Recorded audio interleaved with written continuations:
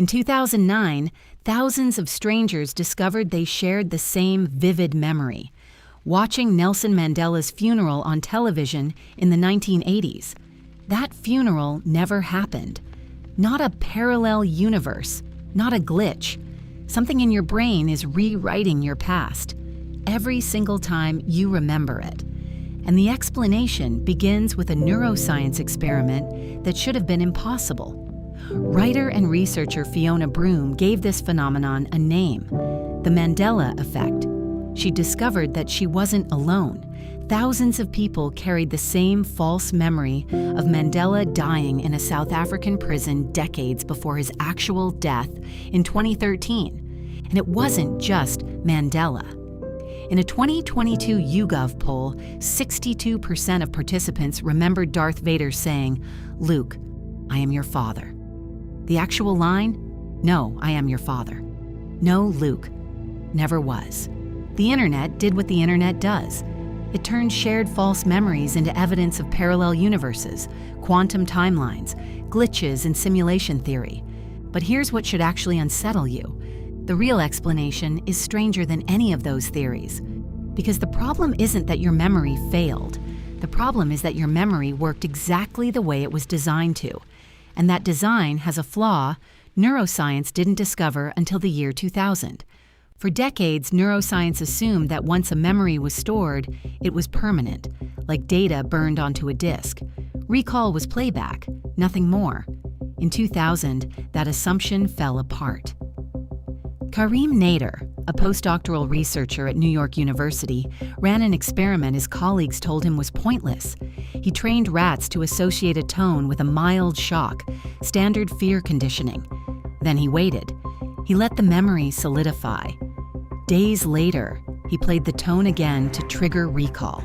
And in that exact moment of remembering, he injected a protein synthesis blocker called anisomycin directly into the rat's amygdala. The memory vanished, not weakened, gone.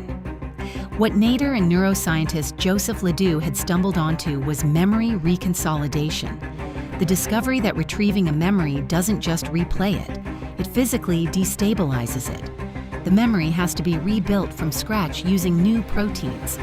Block that rebuilding and the memory ceases to exist.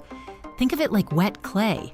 A memory hardens over time, but every time you pick it up to examine it, it softens again.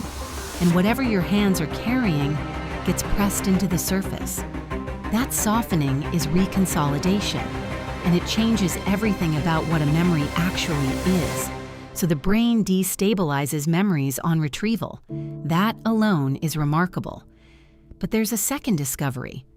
And this one explains why millions of people end up with the same wrong memory.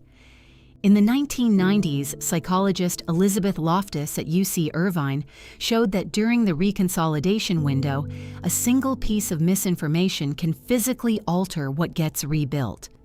In her landmark Lost in the Mall study, she gave participants a booklet of childhood stories, 3 real, 1 fabricated. The fake story described getting lost in a shopping mall as a child, not vague impressions, rich, detailed memories, complete with emotions, sensory details, even dialogue.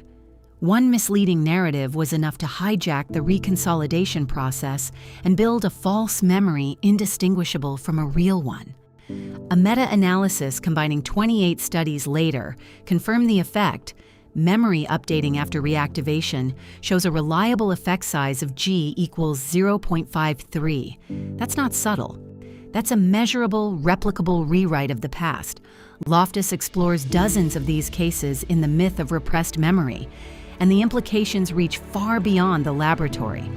Now, it would be easy to conclude that reconsolidation explains the entire Mandela effect, but the evidence is more nuanced than that. Reconsolidation explains how individual memories get rewritten. It doesn't fully explain why millions of strangers end up with the same rewrite. For that, you need a second ingredient, social contagion.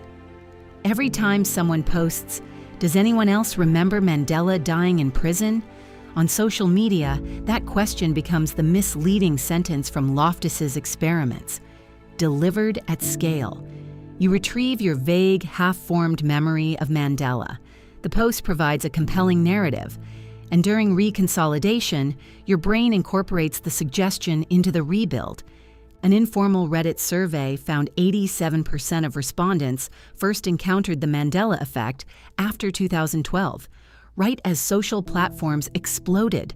That's a self-selected sample, so take it directionally, not definitively. But the timing is hard to ignore.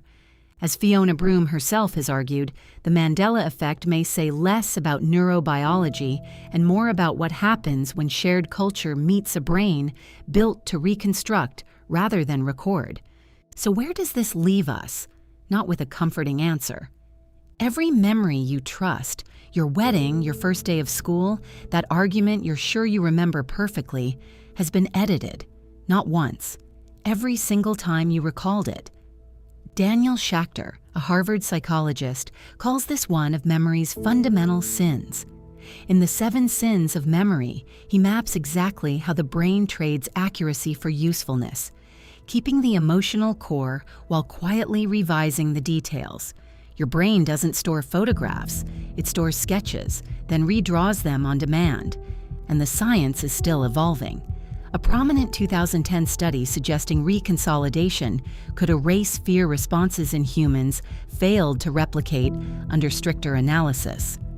A reminder that the mechanism is real, but its boundaries are still being drawn. The brain wasn't supposed to work this way. Every neuroscientist before Nader assumed memory was fixed, permanent, reliable. It isn't. And that's not a flaw. That's the architecture. The Mandela Effect isn't a glitch in reality. It's a feature of a brain that was never built to record, only to reconstruct. Every retrieval is a rewrite. Every confident memory is a draft. So the next time you're certain you remember something perfectly, ask yourself, is that the memory or the most recent edit? What's a memory you've always trusted completely that you might be seeing differently now? Tell us in the comments and subscribe to The Weird Mind for the next one.